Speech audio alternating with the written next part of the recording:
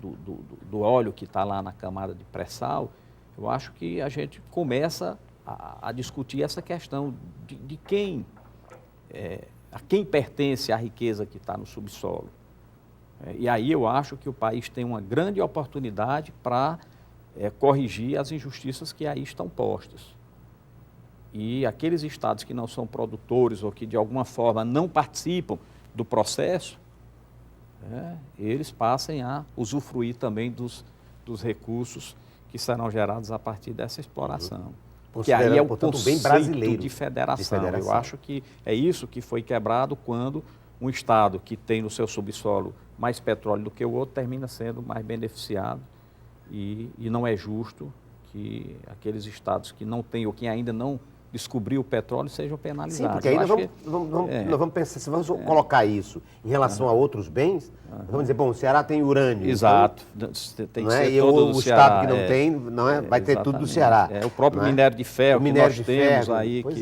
Eu acho que é um momento oportuno para se discutir isso. Ou então essa riqueza arqueológica, por exemplo, que é do Cariri, por exemplo, não é? Se você pegar ali... Não, aquele bem é só dos caririenses. Síria do Cariri não é. Não, não é. Aquilo é um bem da humanidade. Inclusive, aquilo, exatamente. Transcende, inclusive, a ideia de nação, de país. É um patrimônio, da humanidade. Da humanidade, cultural da humanidade.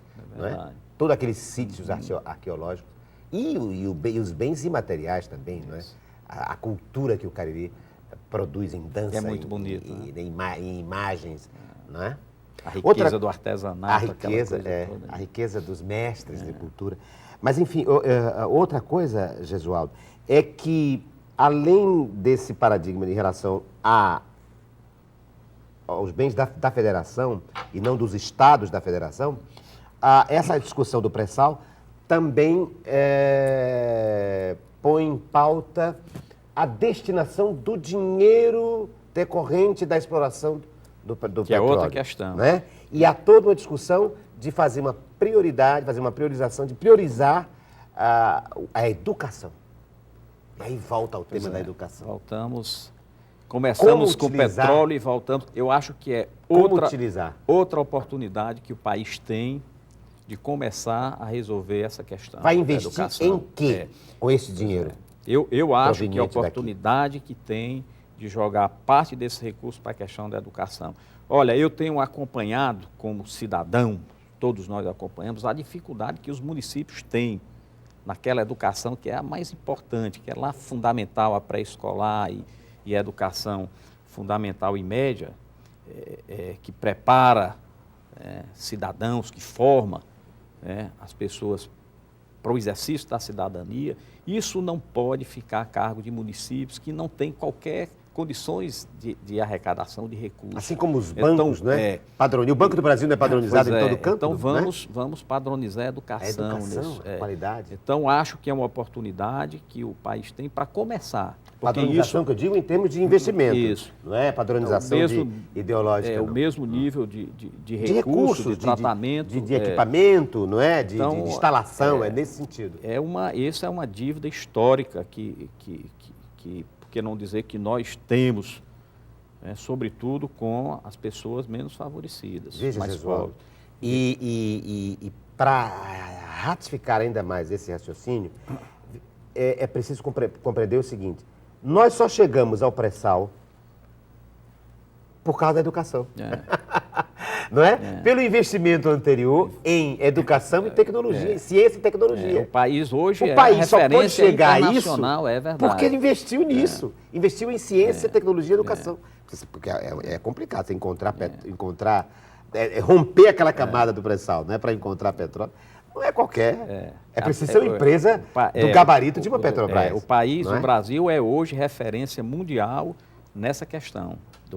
Não é interessante a associação que a gente está dizendo? Exatamente. Vamos defender o uso desse dinheiro para a educação, até porque se não fosse a educação, nós não estaríamos diante dessa descoberta. Né? É se não fosse ciência, tecnologia, investimento em ciência, tecnologia e educação. Quer dizer, precisamos fazer com que nós... A descoberta do pré-sal é a prova de que o investimento em ciência, tecnologia e educação tem retorno para o país. Não é? Pode colocar o país na vanguarda de um campo ainda inexplorado não é? De pesquisa. E acho que é por aí, né? Acho que é por aí. Estão discutindo agora, né? O pessoal está lá no Congresso tentando votar isso, e a nossa expectativa é que a educação saia ganhando nesse processo, saia ganhando, né? O país é um país de dimensões enormes, né? É quase que um continente, e nós temos regiões no país onde a educação, como estrutura básica, principalmente para criança e adolescente, não existe. Não existe. São números que são fabricados porque as crianças estão na escola, porque as crianças frequentam a escola, mas o resultado disso ainda Você é acha, muito então, fraco. E precisa de Gesualdo, investimento. A que houve educação um não se faz investimento, sem então, na dinheiro. educação, mas houve um investimento na educação superior? Não, é porque... E não na educação básica? Não, eu não avalio assim, não. Eu avalio é que a dívida é tão grande, né, porque ela é republicana, ela vem de longe.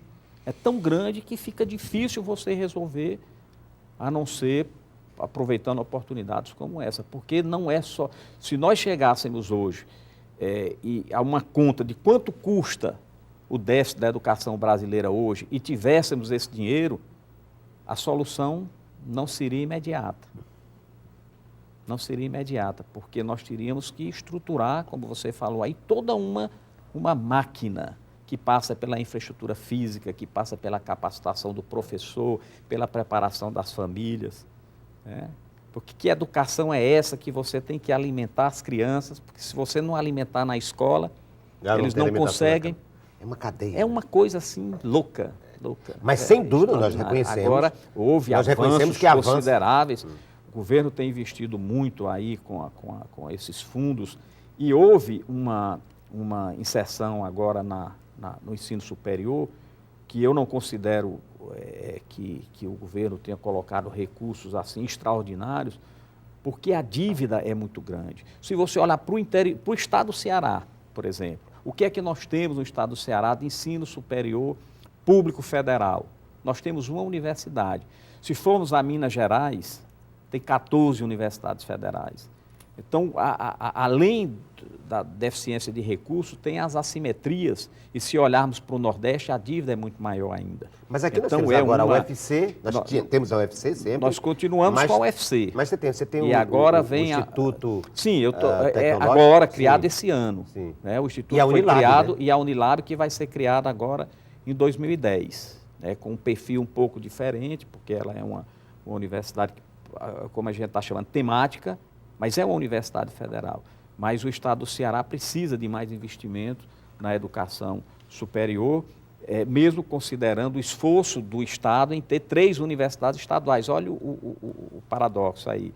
Nós temos 3 universidades estaduais, temos URCA, UVA e a UES, e além da FATEC, que foi criada agora recentemente, nós temos uma universidade federal.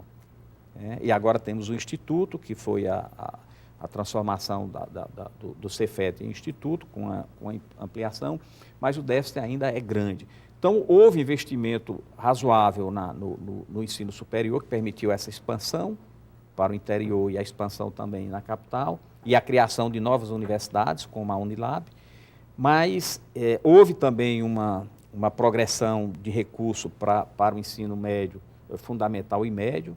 Houve, por exemplo, a definição do piso salarial para professor, que era uma luta histórica dos professores, que ainda é razoável, ainda não está, digamos assim, num nível considerado aceitável, embora evoluiu bastante. E tem hoje esse grande programa nacional, pasme, de formação dos professores que estão no sistema. São professores que ensinam as crianças, que dão aula da diversa disciplina, mas não são formados. Mas não tem licenciatura. Deveria ser e um grande esse investimento, hoje não? É um grande investimento. Tá sendo só educação básica. Sem educação básica você não tem. Não é como a casa sem alicerce, né? E depois não adianta investir muito nas universidades se não chegar aí um potencial de estudantes. Você tem aí educação básica para investimento, educação básica e educação tecnológica, educação para o trabalho. Que é outra coisa que nós estamos devendo. Né? O país não tem hoje não tem hoje essa cultura que tem os países europeus, principalmente de formar, de educar para o trabalho. E aí criam-se distorções enormes. Todo mundo quer ser doutor, né? Aí falta o técnico, que é fundamental para o desenvolvimento econômico de qualquer nação. E agora isso está sendo resolvido também com a criação desses institutos, das faculdades, enfim. Eu acho que o país passa por um processo motivador, né? E jamais visto de investimento na educação. E que, felizmente, está contaminando positivamente os estados, que também estão investindo. Sim, porque no Ceará, por exemplo, tem o CETEC, né? Você tem o Centec, que né? é a FATEC agora, né? Que o CETEC foi transformado em faculdade tecnológica, e você tem os institutos que estão espalhados aí em todo o estado, tem a nossa universidade que está espalhada, além de um sistema que não podemos desprezar em função da sua importância, do ensino particular também, o ensino privado. Ele tem um papel nesse processo, nesse sistema educacional como um todo. Seja o pré-universitário, seja o universitário. Agora, por que a educação básica no Brasil não tem como padrão as escolas técnicas, as chamadas escolas técnicas, o colégio militar? Né? Por que era tão boa a escola pública? O nosso antigo liceu, nas referências. Nos anos 40, exato, nos anos 50. Que formou lideranças importantes. Por que não pode importantes. Recuperar isso? Eu acho que pode. Agora, não é fácil. Isso é um trabalho de uma geração inteira. Não é fácil porque tem toda uma estrutura que já está aí há décadas que você não muda facilmente. E é lamentável a gente constatar que, como eu falei, o problema não é o dinheiro. Não é o dinheiro. É e aí, o problema é você criar uma nova consciência, né? um novo projeto de educação para o país, que nasce, inclusive, na universidade, com a formação dos professores. Né? E aqui, como eu não sou o reitor, nesse momento, eu posso dizer que a universidade pública brasileira não está formando bem os professores. Isso é uma realidade, nós precisamos rever isso. Tá vendo? Se eu estivesse conversando com o reitor... Se eu fosse o reitor, não iria dizer isso. Coisas boas, eu então, nós temos que trabalhar né, com um olhar crítico para procurar o que é que nós temos que fazer para formar melhor os professores. Eu estou me referindo à Universidade Pública Brasileira. Deixa eu explicar aqui, aquele telespectador que sintonizou agora a televisão e pode estar achando que o professor Jesualdo Farias renunciou ao cargo de reitor. Não, ele não renunciou, ele continua reitor da Universidade Federal do Ceará, mas houve uma suspensão só durante esse programa, que já está chegando ao fim. Daqui a pouco, então, eu vou restituir o cargo de reitor ao professor Jesualdo Farias. Porque agora chegou o momento do objeto surpresa. Eu queria primeiro lhe dar o meu, tá bem? Tá bem? Olha aqui o que eu trouxe. Depois você me dá o seu, objeto surpresa. Olha aqui meu objeto surpresa. Pedra. Não vou indiciar nada. Você recebe o objeto surpresa e aí faz a conexão sentimental, afetiva ou intelectual que lhe vier à cabeça. Por quê? O que significa pedra? O que significa eu lhe dar essa pedra? Enfim, não sei. Olha, são vários ângulos, né? Eu não sei precisamente como... Eu acho que é um objeto que traz, pela sua forma definida, pela sua forma, digamos assim, imutável, ela traz alguns referenciais que eu busco aqui na engenharia, por exemplo. Né? Eu vejo aqui a riqueza do granito, que o nosso estado do Ceará é um dos maiores produtores, né? Eu vejo a riqueza nas nossas pedras preciosas, né? Que o Brasil já exportou tanto aí para o exterior de forma,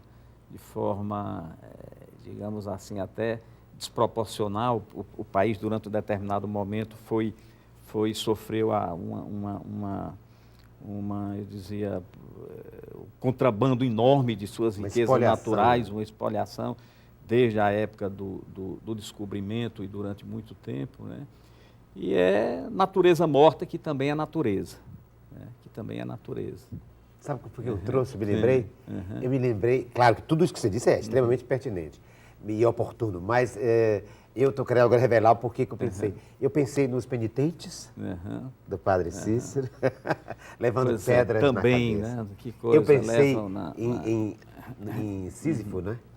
Sim. Jogando a pedra e tendo que fazendo a pedra rolar e buscar esse trabalho cotidiano. Eu pensei, portanto, em missão e rendição à fé. E que está no cotidiano do nordestino, né? A trabalho, carregar, exato, né? Ao trabalho. Carregar a pedra, né? Levar o E pensei peso, nos penitentes do Juazeiro. Sim. Eu sei que o Juazeiro mora dentro de você, não é? Você mas saiu aqui do eu fiz Juazeiro, outra leitura. mas o Juazeiro não sai de você. Não sai de mim. É não é? verdade, é verdade. Que promessa você pagaria aí, Padre Cícero, com essa pedra na cabeça? Olha, são tantas promessas, né? Adizível. Uma assim. Não, eu acho que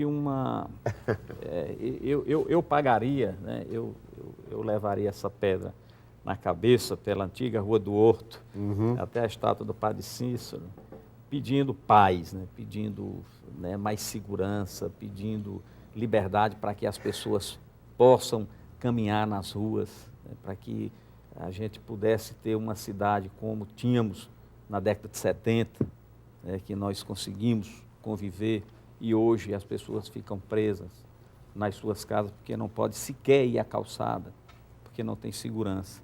Eu acho que eu pediria isso e acho que estaria pedindo muito, mas muito ao Santo Padre, porque a situação hoje está tão difícil. Você já o canonizou? Que a gente pois eu o trato como Santo Padre já canonizou como Santo Padre Cícero. Mas ele está canonizado por da religião popular, já está, já é. O que é que falta? Apenas alguém assinar um papel. Não só falta mais do que isso. É.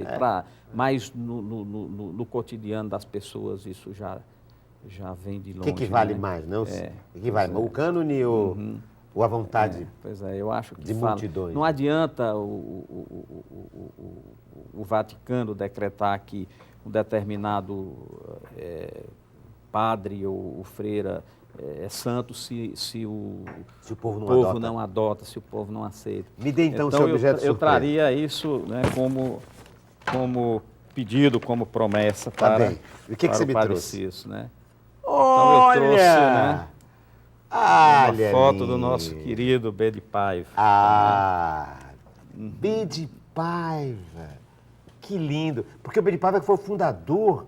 Bom, é essa associação que eu estou fazendo. Não sei se. Me diga primeiro, então, a sua. Eu vou dizer como é que eu estou recebendo isso. Mas me diga como é que você me deu. Eu acho que você já ia fazendo essa associação, né? Direta com o nosso teatro, com tudo que está acontecendo hoje de bom no nosso ICA. E que eu acho que é uma pessoa que hoje a gente poderia apresentar como um dos tutores de tudo isso que está ocorrendo. Sim, foi o B de Paiva quem criou, juntamente com J. Figueiredo e a Tereza Bittencourt, não é? Mas ele, praticamente, a figura central é ele. Criou o curso de arte dramática da Universidade Federal do Ceará em 1960, ainda no reitorado do reitor Martins Filho, e agora, era essa associação que eu estava fazendo, que agora eu sou um dos signatários da criação de transformação daquele curso, não é? Em curso superior de artes cênicas. Não é? Eu estava ali juntamente com a professora Ângela Linhares, com o professor Gil Brandão, o professor Elvis Matos e o professor Luiz Orlando de Araújo, os 5 signatários ali de criação do curso superior de arte cênica, no reitorado agora do Jesualdo Farias. B de Paiva, figura central, né? De inserção das artes na universidade. E acho que referência, né? Porque essa nossa caminhada na universidade pela consolidação toda essa área do que se chama hoje, se chama há muito tempo Corredor Cultural do Benfica, que a Universidade Federal já foi referência, já foi vanguarda, e que por um determinado tempo, por várias razões que não compete aqui discutir, e até acredito que não é culpa nem da própria universidade, isso é um conjunto de ações e de eventos que ocorreram na própria evolução da cidade, que aos poucos essa referência foi sendo afastada. E no momento em que se resgata isso, com a criação do curso de artes cênicas, com a implantação do ICA, com a reestruturação física desses equipamentos... O ICA é o Instituto de Cultura e Arte. É que né? hoje é uma unidade acadêmica que reúne Uhum. todos os cursos relacionados à comunicação e artes. Isso, né? isso.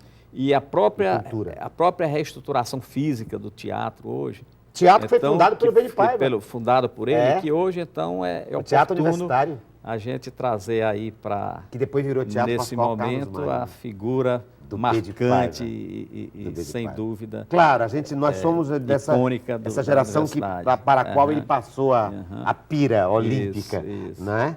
E que é um símbolo, assim, dessa relação, às vezes tão tumultuada, das instituições de ensino superior com as artes, né? Porque a universidade teve que se reorganizar para absorver as artes e o ensino das artes. Obrigado, então. Então, agora, que está terminando o programa Diálogo com o professor Gesualdo Farias, que é engenheiro mecânico, que é doutor em engenharia mecânica, eu preciso restituir a ele o cargo de reitor da Universidade Federal do Ceará. E vou fazer isso simbolicamente. Ele agora volta a ser reitor. Põe aqui de volta a insígnia da Universidade Federal do Ceará.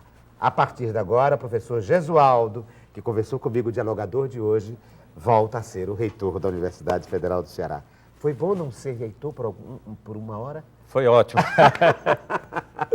Querido, muito obrigado, viu, pela sua presença. Agradeço. Foi lindo. É bonito conversar. Eu já conversei tantas vezes com o reitor, quero dizer também que foi lindo conversar com o não reitor, pelo menos por enquanto. A todos vocês, obrigado. Obrigado a você. Obrigado. A próxima semana nós estaremos aqui com mais um Diálogo.